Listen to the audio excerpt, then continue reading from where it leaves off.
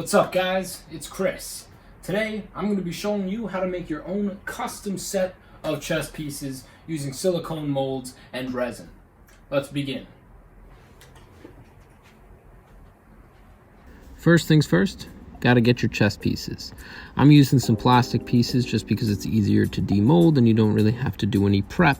So we're gonna be doing pour molds for these, so we just need to get containers that will fit our pieces that we can pour our silicone into over the top of them. So I'm using measuring cups. This way I know how much silicone I'm gonna need to mix while also being able to secure the pieces in place inside of them. We're gonna be using Moldstar 16 today. It's a pour-on platinum silicone that's fairly flexible and yields a 6-minute working time with a 30-minute demold. So the king and queen pieces were too tall to fit in the measuring cups, so I had to take a couple of Snapple bottles and cut them up until I got them to the right size that would fit the pieces in.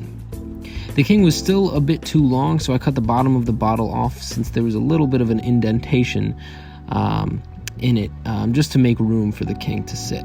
Next, I started to prepare the pieces. I pulled the felt off the bottom of it, which came with these pieces. I didn't want the silicone getting onto that and adhering to it, seeping into the felt and ruining it, because I'd like to use them in my finished castings later. And then I filled the cavity that was exposed with some clay so the silicone didn't fill up inside that. So next is hot glue. So we're going to glue down the bottom of each piece to the inside of the cups, so that way when we pour the silicone in, the piece doesn't float up. So I glued the bottom of the bottle for the king piece down to a piece of foam core so the silicone doesn't leak out the bottom of the bottle. Since it's exposed, if we just poured it in, it's going to seep out, glued around the edge, so it's sealed.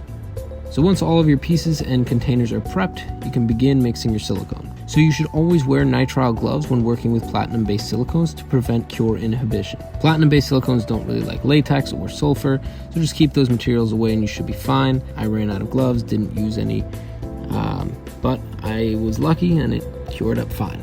But you should always wear nitrile gloves.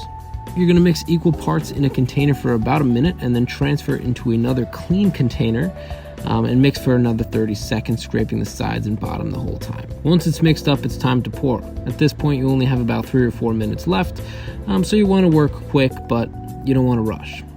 I'm not using a vacuum chamber because this type of silicone doesn't really need it, especially for this type of mold, and also I don't have one because they're quite expensive. Anyway, just to ensure I'm not getting too many unnecessary air bubbles, I'm going to be doing a high pour.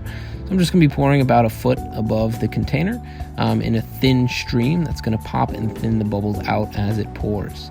I'm also only pouring into one spot in the cup and letting it fill up naturally. Again, this just prevents air bubbles and pockets from forming in the mold. Once I got to the queen, I realized that I was running fairly low on silicone and didn't want to overmix a batch and waste any. However, since the queen wasn't in a measuring cup, I wasn't sure exactly how much I needed to mix up. So what I do is I take some uncooked rice, fill the cup until it covers the piece, and then pour it into a measuring cup and see how much it fills. I then mix up that much silicone. I ended up not having enough left for the king anyways, and had to use some Rebound 25, which I had lying around the house. Not ideal for this type of mold since it's a brush-on silicone, but it'll work in a pinch. After about a half hour, it's time to demold. I used the back end of a fork to release the suction in the cup, cut the bottom of the cup and pushed the mold out. Once out, I cut a seam down the side and pulled out the piece. I used the cups as a mother mold when casting to hold the seam together and prevent leakage. Now it's time to cast. I'm just using Smooth Cast 326, which has a 7 to 8 minute working time and cures in an hour. I mixed it with a little bit of gold mica powder just to make this test a little bit more interesting. An hour later, voila.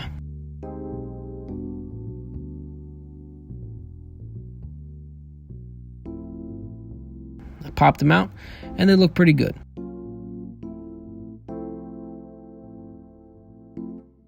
So I'm going to be pouring some monster clay into these so I can pull out some clay pieces and then sculpt my own custom chess pieces. I'm then going to be doing another molding session off of those and then reproducing that in resin as the final pieces.